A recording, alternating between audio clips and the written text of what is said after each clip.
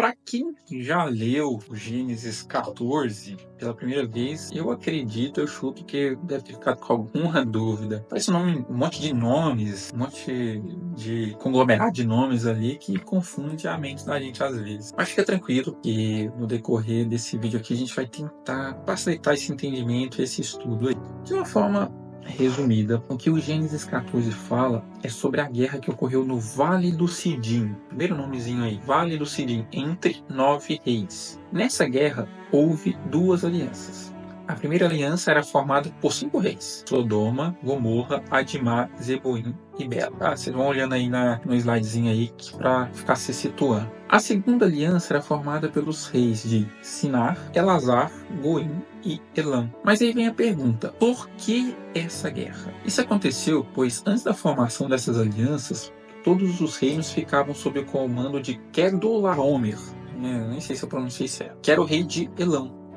A Bíblia diz que durante 12 anos eles serviram esse rei. Porém, em um determinado momento, os reis que formaram a primeira aliança resolvem se rebelar. Foi aí que Kedorlaomer, de Elam, se juntou aos outros reinos contra os rebeldes. Essa primeira guerra ocorreu lá no Vale do Sidim, na região do Mar Morto. E quem foi os vencedores? Foi a facção de Kedorlaomer. E no meio dessa bagunça, entra então o personagem de Ló novamente. O capítulo falou que Ló e Abrão tinham se separado, mas aqui ele entra novamente. Ló morava próximo de Sodoma, e por Sodoma ter sido derrotada na guerra, ele acaba sendo saqueado e levado como cativo. Era comum naquela época que algumas pessoas derrotadas na guerra fossem escravizadas. Quando Abrão ficou sabendo que Ló tinha sido feito prisioneiro, falou assim: meu sobrinho não vai entrar nessa não.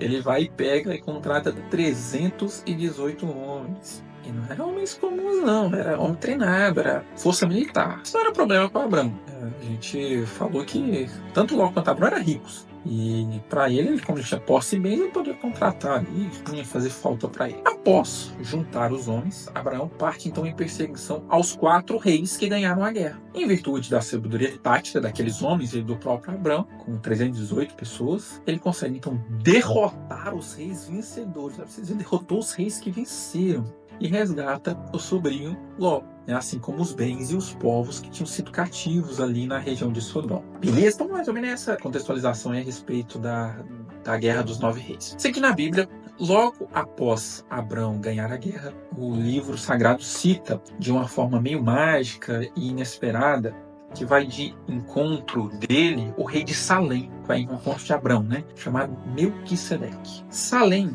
não estava no grupo dos 9 reinos conflitantes, não. Não confunda. Se vocês voltam lá no slide anterior e vai ver que Salém não estava lá. Ele era um outro reino. E o que é intrigante na Bíblia é o aparecimento misterioso desse rei, que chega a gerar muitas especulações sobre Melquisedeque. Alguns estudiosos consideram que Melquisedeque teria sido do Espírito Santo ou até mesmo uma aparição de Cristo pré-encarnado. Teorias não faltam. O fato é que Melquisedeque era um sacerdote do Deus Altíssimo e trouxe pão e vinho para Abrão como uma forma de simbolizar a vitória sobre os 4 reis. E percebendo a santidade por trás de Melquisedeque, Abrão então oferece um dízimo para ele. Continuando o Gênesis 14, após Abrão vencer a guerra, ele pega os bens e o povo cativo de Sodoma e então os devolve para o rei local. O rei então, em forma de agradecimento, que era o rei de Sodoma, disse assim: Abrão, não precisa não, me devolve apenas as pessoas, não precisa me devolver os bens, pode ficar com eles. Eu quero te agradecer por você ter, de certa forma, ganhado e recuperado pra gente as pessoas e tudo mais. Até Abraão não aceita a oferta, pois na cabeça dele, tudo o que ele pudesse ter não poderia ser dado por homens, deveria ser dado por Deus.